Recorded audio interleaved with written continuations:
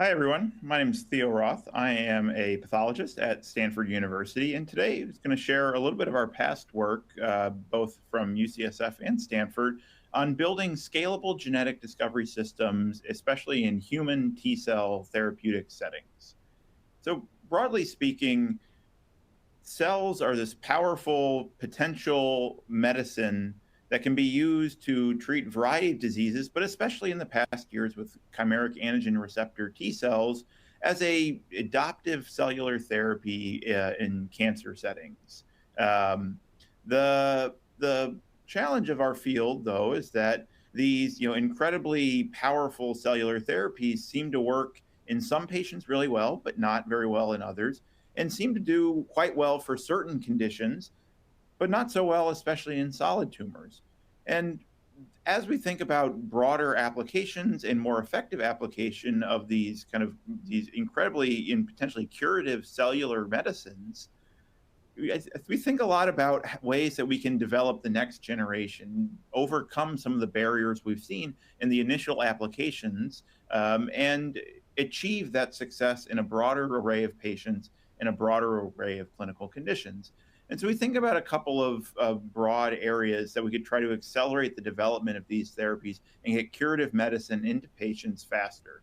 And the main way that we've gone about this is by trying to increase the pace of discovery, allowing us to test more ways to engineer these drugs faster, cheaper, more scalably in less time, and get a better drug into a patient more quickly.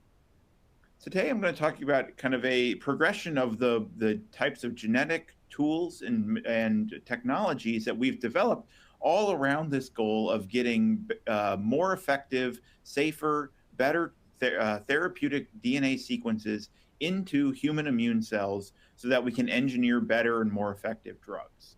So first, I'll tell you about our earliest efforts right after the dawn of CRISPR-Cas9 biology about ways to add in new genetic material into human T cells without the need to generate the costly, time-consuming, and potentially dangerous randomly integrating viral vectors, and using non-viral systems to add in DNA at the specific site in the genome that you want. This is kind of the outline of how we perform these non-viral genetic modifications of human immune cells. And this is all actually a quite simple process. Taking a population of activated primary human T cells, using electroporation, we can introduce in essentially whatever macromolecules we want, whether that's RNA, DNA, protein. And so we form a complex of a CRISPR-Cas9 nuclease, along with a guide RNA to target it to a specific site in the cell.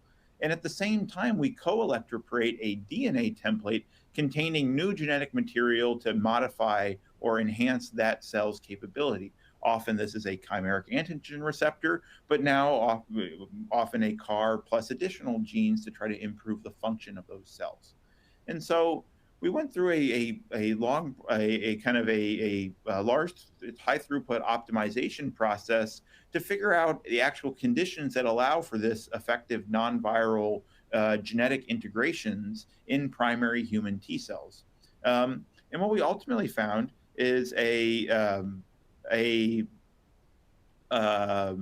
system that allows you to take just about any genetic material that you'd like, and by targeting a CRISPR-Cas9 component to a specific site in the genome, if you add in homology arms or a DNA sequence homologous to the edges around that site where you're cutting, we can catalyze the integration of that new genetic material through the cell's own endogenous DNA repair pathways, and specifically homology-directed repair pathways. In this case, this is a control knock-in where we're adding in a GFP component into the housekeeping gene RAB11A. And we can see that upon electroporation in both primary human CD4 and CD8 T cells, we can achieve highly efficient targeted integration of new genetic material in living human T cells. Now, this isn't limited to just that single site in the genome. And looking across a variety of different sites, we can see that we can efficiently target this new genetic material to distinct sites in the genome. And the fact that this is not randomly integrating, this is not the same as a viral vector, or retroviral or lentiviral, where your new genetic material is integrated at a random site in the genome. We can target this new genetic material, in these cases GFP, to very specific sequences. And in this case, we've generated GFP fusion proteins with a variety of different cytoskeletal or hallmark cellular localizing proteins. And we can see that our GFP ends up at exactly the site of where the protein that we've modified it is. And we can see highly distinct cellular localizations of our protein, just highlighting the fact that our integrations are exactly at the specific site in the genome that we want. So if you have this power, if you have the ability to add in genetic material at a specific site in the genome, that gives you quite a bit more, control over what the cell is ultimately going to do and how that new genetic material is going to integrate with the endogenous genome, in comparison to having to provide an entirely independent cassette. So, providing the promoter and terminator and gene that you want to express all together as one kind of transgene cassette that will be randomly integrated. And so if you can choose where your gene goes, you can do kind of interesting things like put in your new genetic material and integrate it with an endogenous sequence, say replacing the extracellular domain of a receptor, but keeping the intracellular domain, or vice versa. Or say taking advantage of an endogenous gene expression circuit, but putting in a new genetic material under control of that endogenous circuit, taking advantage of what might be many tens or hundreds of kb of endogenous promoter sequences and enhancer sequences and chromatin looping regions, all to drive expression of your new gene instead of having to bring in a synthetic promoter. Or again, vice versa, bringing in a synthetic promoter to drive expression of an endogenous gene product. All of these things are possible because you get to choose the site in the genome that you want to put your new genetic material. So, especially in human T cells, one area that probably the most interesting and important gene in a T cell's genome is the T cell receptor. And often we're trying to reprogram, re-engage these T cells to recognize new antigens instead of the random portion of the T cell repertoire that those individual cells might recognize. We can go in and replace the endogenous extracellular domain of the T cell receptor with a new receptor that is specific for a cancer antigen, an autoimmune antigen, a infectious a foreign antigen, whatever it is that you potentially like. You don't necessarily have to replace the entire T cell receptor complex.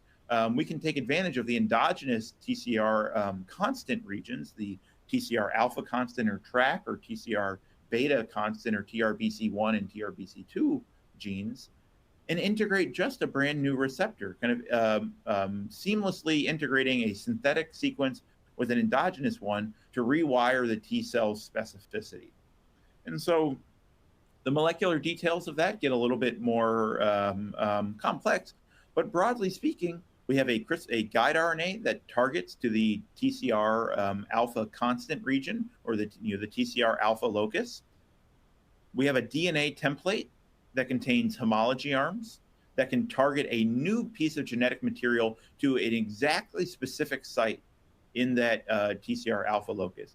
And because we have such fine control over where this material goes, we get to choose exactly every single base pair of this integrated sequence. And so we can add in a brand new T cell receptor and integrate it in seamlessly with an endogenous T cell receptor. And along with Tony Ribas's group down at UCLA and Chris Puig-Saus, we've been able to show that these TCR alpha knockin sequences not only are functional, but actually potentially have improved functional properties compared to retrovirally or lentivirally integrated sequences. And both clinical trials using this non-viral TCR replacement strategy have now been performed both by us and multiple biotech companies as well, both in the U.S. and abroad. And so we have this, this new ability to add genetic material to whatever site, essentially whatever site in the genome of a living human T cell that we want. So what do we do with all that? How do we take advantage of that? And so, just a quick aside from T cell work, the incredible thing about these non-viral and electroporation-based methods is that they're highly scalable, highly adaptable to different sequences or different cell types. And so using broadly the exact same methodology, we can integrate new genetic material not only in human T cells, and not only in bulk T cells, but specific subsets like CD4s, CD8s, regulatory T cells, gamma delta T cells, but also in pretty much any other lineage that you can isolate from the blood in culture in vitro. So natural killer cells, B cells, hematopoietic stem cells, all are able to be manipulated using the exact same methodologies. And similarly, what we found is as we've improved our our techniques, and what I've showed you before is kind of version 1 of the methods to integrate genetic material non-virally. It's akin to the kind of the early development of retroviral vectors in the early 1990s, catalyzing the kind of the first approaches for engineered T cell therapies. Well, retroviral and lentiviral vectors have subsequently had 30 years of development. We've been working on these non-viral methods now for close to 5 years. And what we found is that we've been able to, generate rapid iterative improvements into both the efficiency and viability of our cells using non-viral targeted integrations. And that's allowed us to kind of trade some of that efficiency for ever larger genetic integrations. In this case, we have a product that's about 2.5 kb that we're integrating that adds in a new T cell receptor, but also in a third additional co-regulated gene, all part of that same knockin cassette. And we can see that using these larger knockins, of the T cell receptor positive cells, essentially all of them are expressing our co-regulated third insert, whereas essentially none of the cells that don't get the TCR are expressing this gene. And so as we've increased the scale that we can genetically modify our cells, and we have more and more real estate or genetic real estate of which to introduce new sequences, that opened up a kind of a new question. Is that, well, we can put in whatever sequence we want into these cells, but how do we efficiently figure out what the right sequence is going to be for a specific therapeutic context or for a specific biologic question that you're asking? And we can certainly test things one by one, but I think especially in the last 5 or 6 years, the utility of large-scale, high-throughput pooled genetic testing as both a way to discover new gene targets, but also as a way to test final potential therapeutic sequences has really blossomed in our field, and I think expanded and rapidly accelerated the development of more effective therapeutic modifications. And so taking this non-viral DNA integration methodology, we kind of rejigged the molecular biology to allow us to not integrate one sequence at a time, but actually integrate entire libraries or dozens to hundreds of DNA sequences all simultaneously, such that we could generate a library of modified T cells where each cell in the library has a different genetic construct. That can be a different T cell receptor, a different CAR, a different signaling domain for your CAR, a different functional gene being added on in addition to the TCR CAR. Whatever it is that you want to test, you can add all that into this library. And you can take those cells and put them into whatever, either in vitro, in vivo, whatever type of assay you think is going to be most amenable to testing in your therapeutic setting for your specific therapeutic goals. And you can say, well, I'm not sure which member of this library is going to give me the most effective therapy, but I can let the cells going through the selective pressure of whatever assay you've designed tell you which genetic material is actually most effective. And so, the molecular biology of this we've published on, but mostly involves ways to associate a unique DNA barcode with every different DNA insert that you have in your pooled library. And you can work out. We worked out kind of a unique sequencing kind of trick that allows us to selectively sequence barcodes only of DNA integrations and not any non-integrated DNA templates that might be sticking around episomally in the cell. But using this methodology, we could take a library of genetic modifications in T cells. And in this initial application, we did a small library of 36 different genes and controls, but a variety of different genes that had been described previously in literature, as well as some novel ones, to potentially enhance T cell functionality in vitro or hopefully in vivo assays of cancer immunity. And so going through a variety of different selective pressures or assay conditions, what we found is that there's not necessarily one construct that does better that improves T cells across every type of assay that you could possibly put in. While we found in kind of simple stimulation-based assays, various constructs based on the FAS apoptotic receptor, especially FAS or chimeric receptors that included a FAS extracellular domain, and then a various activating or dominant negative intracellular domains, performed really well in these stimulation-based assays. But when we added in, say, an additional suppressive signal, like the cytokine TGF-beta, what we found is that cells that expressed a TGF-beta switch receptor, or a TGF-beta receptor on the outside, but an activating, so like 4-1BB receptor on the inside, suddenly did better in that condition, even though they hadn't done better in any prior condition at all. And so we found that like these genetic modifications, depending on what assay you want to test, we can find unique, specific, context-dependent genetic modifications that it can improve function in the specific assay or specific therapeutic setting that's of most interest. And so these what I showed you before are just simple proliferation-based assays looking at who's the most abundant at the end of your selective pressure, which library member proliferates or survives the best. But these pooled screens can also be paired with much richer data sets by mixing these essentially on one axis a high degree of genetic perturbations, different members of our knockin library, with on a second axis high dimensional phenotypic information about those modified cells by pairing this pooled knock-ins with single cell RNA sequencing. And you can also pair it with other single cell technologies like attack sequencing or single cell protein analysis or the combinatorial methods. All are possible using the same molecular pipeline. And so the molecular, again, some molecular details that we publish or we've published on before, but using standard single cell RNA chemistries, we can link our specific gene knock-in barcodes with the single cell barcodes that allow you then to link the gene knock-in with the entire cellular transcriptome that was associated with that cell. And kind of the cell barcode serves as the linker that links the gene knock-in with the transcriptome.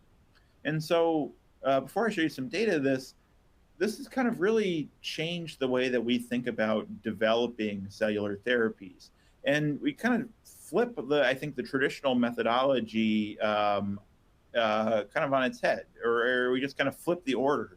And instead of saying like, well, we have a new DNA construct, we have a new sequence that we think is going to improve our cells, and saying, great, we put that sequence into our T cells, and now let's run a whole array of functional assays, in vitro and vivo, whatever we can come up with, to show that our new potential construct is better than what came before, and figure out how and why it's working. And we can say, well, that's great. That works if you're good at guessing what construct is going to work best. But using these large-scale pooled screening methodologies, we can say like, well, instead of defining the genotype first, defining the DNA sequence first, and learning what phenotype that sequence gives, why don't we define the phenotype, the behavior, the functional properties of the ideal cell in our therapeutic context, and then say, well, let's just go and look at what genotype gets us to that optimal desired behavior. And so we kind of thought, we started to think a lot more about trying to define and figure out what the ideal therapeutic cell might look like, and then running large-scale discovery screens to figure out the specific genetic sequences between both specificity and functional enhancing sequences that actually get you to that genotype, or to get you to that desired phenotype. And so just an example of how this has worked. This is using a pooled knockin sequencing library paired with single cell sequencing and a solid tumor xenograft model. This is a melanoma tumor A375 cell line. We transfer this library of modified T cells into the mouse. And what I'm showing first is traditional kind of abundance-based sequencing. And what we find here is that inside the tumor, we can find specific constructs that are selectively enriched inside the solid tumor in that mouse compared to a variety of other constructs and compared to controls. We can say that's great. We have 5 or 6 different gene constructs that are increased in abundance inside the solid tumor setting. So those are all potential great therapeutic candidates. But when we link all this genetic material with single cell sequencing, we get a much richer appreciation for what's actually going on and happening. And so at the same time as we read out all these barcodes, we also generated single cell sequencing, both from the input population or the ex vivo kind of pre-transfer expanded T cells, as well as the tumor infiltrating lymphocytes after adoptive transfer from the solid tumor xenograft model. And inside this kind of phenotypic space represented by the UMAP, we can start to do some interesting things. And we do a lot of this now with machine learning approaches, but simply looking at almost like traditional flow cytometry gating, but using a single cell RNA sequencing data set, we can find different populations of T cells defined by various functional or differentiation properties inside the tumor infiltrating population. So we can look at naive cells with CCR7 positive ones, or look at proliferating cells, looking at effector cells that are expressing interferon gamma. All of these different things are not unique screens. This is all from the exact same individual single data set. And so we can always go back into this data set and say, well, maybe interferon gamma is not the most important aspect in our therapeutic setting. Maybe it's actually TNF alpha or IL-2 or whatever else you want. Or you want triple expressors of all of them. Like all of this, you can just go and re-look at computationally based on whatever you learn in the future, based on whatever is most interesting as your therapeutic and development program moves forward. And so, but doing this gating, not only do we get to see that these different kind of distinct functional groups of cells all exist within the tumor, but we can go in and find which genetically modified cells are enriched in each of these specific functional categories or functional groupings of T cells, as opposed to enriched just broadly in the whole tumor. And so taking a handful of those constructs that were highly enriched in the entire tumor infiltrating lymphocyte population, some of these, in this specific tumor model, in this specific library, we had a TGF-beta switch receptors were enriched, as well as expression of the TCF7 transcription factor. But we find that while both of these sets of modifications are enriched in the inside the tumor, they have drastically different phenotypes. If we look inside the naive T cell population, the TCF7 is highly enriched. But if we look inside effector populations, specifically those expressing effector cytokines like IL-2 and interferon gamma, we found that a TGF-beta receptor chimeric switch receptor with a 4-1BB intracellular domain were highly enriched in these effector populations. And so again, by pairing these high-dimensional genetic screens with single-cell RNA sequencing, we're able to rapidly generate this rich data sets that you can probe again and again to generate new hypotheses, but also to find exactly the phenotype of cells that you want in your therapeutic setting. In this specific example, we ended up finding that TCF7 overexpressing cells actually performed very poorly in tumor control assays, where cells that were enriched in these effector classes were performed significantly better than the TCF7 cells and significantly better than control T cells. And so with all of this, these pooled testing systems have really opened up a new, I think, way of approaching cellular therapy discovery work. And so just to quickly tell you about where some of this stuff has been heading, I want to share kind of a new story that just came out in Cell this past month, where we've expanded on our kind of continued to develop the underlying non-viral targeting methodology, as well as expanding and kind of improving the molecular biology of these pooled screening systems to allow for a much larger scale approaches. And so in our new screening modules, which we've called modular pooled knockin screening, not only have we been able to expand the size of our DNA constructs that we're knocking in to well over 5 kb, which allows us to include more genetic material and larger genes, but we've also found a way to combinatorially screen varieties of different libraries of kind of functional sequences that can improve T cell behavior, along with various different T cell specificities. And so we've gone through and been able to screen a library of transcription factors, as well as a large library of chimeric and endogenous surface receptors, paired with a TCR, paired with traditional CARs, both BB zeta intracellular domains and CD28 zeta intracellular domains, as well as different CAR specificities between like a CD19 specific CAR and a GD2 specific CAR, and plug these libraries into a variety of different assay systems, and especially looking in repetitive or tonic stimulation systems that can kind of mimic exhaustion settings. And so again, some changes to the molecular biology of how we barcode these and how we generate these libraries that we kind of walk through in our recent study. But looking at the kind of like some of the results of these larger scale screens of hundreds or thousands of different genetic modifications, and then looking across, because this non-viral pooled screening approach is actually not that expensive. The sequencing is just simple amplicon sequencing, so it's relatively cheap. And we are able to run these screens in a variety of different settings, all more or less kind of in parallel, and see which types of modifications perform better or worse in individual screens, and which ones perform better across a variety of screens. And so zooming in on this transcription factor and surface receptor library across a variety of in vitro screening systems, different signaling strengths, different types of signal, different target cell lines, we can see certainly like context-dependent hits, genes that work really well against a certain cell line, but not super well against a different one. But we can also see genes that are fairly consistent.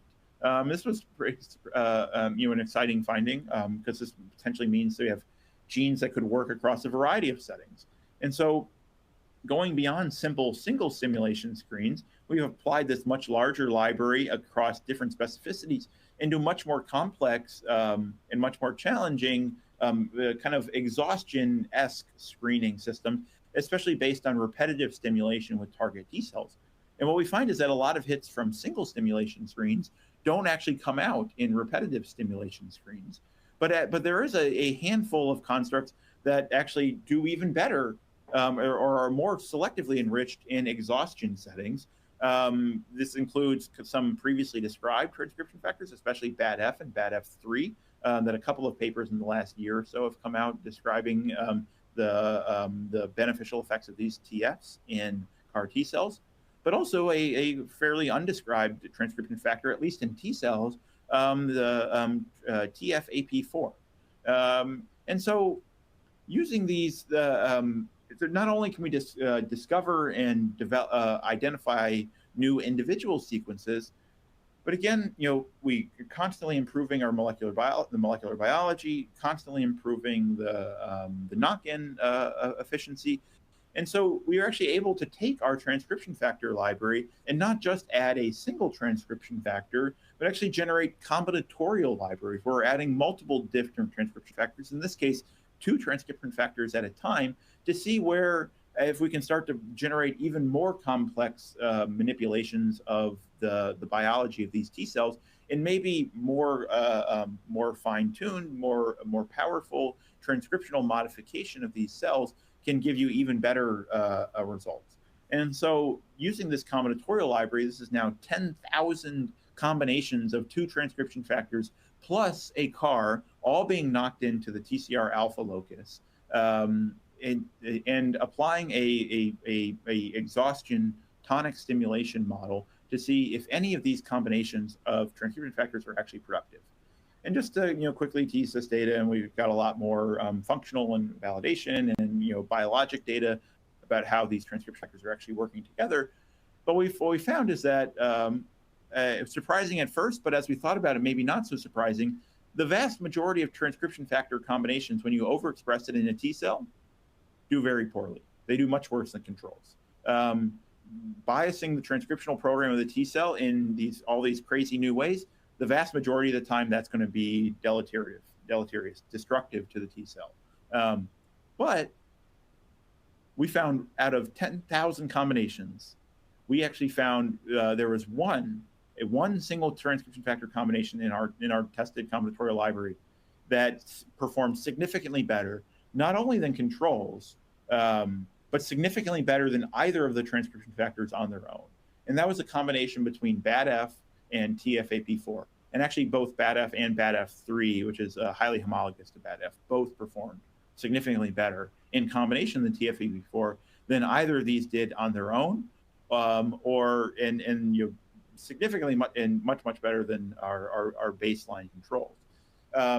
And this is just, we've done a lot of work now around the biology of this. I really encourage you to check out our recent story. But just to show that, we can identify these even more powerful genetic manipulations of these T cells using these higher throughput, even greater scale combinatorial genetic engineering approaches, represented by this kind of new version of our knockin technology called modular pooled knockin screen.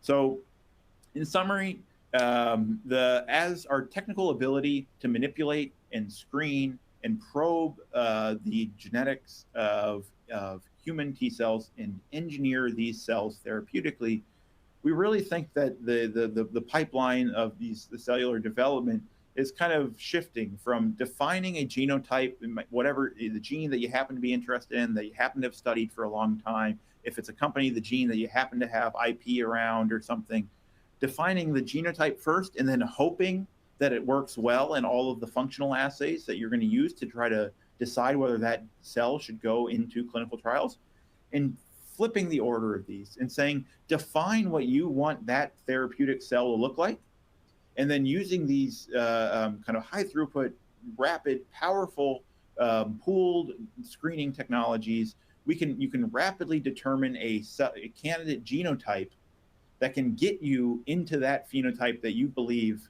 is going to be most effective in therapeutic settings. Now, this is, we got to figure out what that phenotype is, and I think that's a really active and exciting area of work in the field right now. But we have these tools, we have these engineering abilities, and it's such an exciting time to see where we can take these cells. So with that, thank you for your time and listening to my talk. A lot of the early work here was all done at UCSF, especially with my PhD mentor, Alex Marson, and all of our collaborators up there. And now the later work's been done down at Stanford, where and our shout out to our collaborators, especially Ansu Satpathy and also Tony Rivas at UCLA. It's such an exciting time in cellular therapy, and I just appreciate you taking the time to listen. Thank you.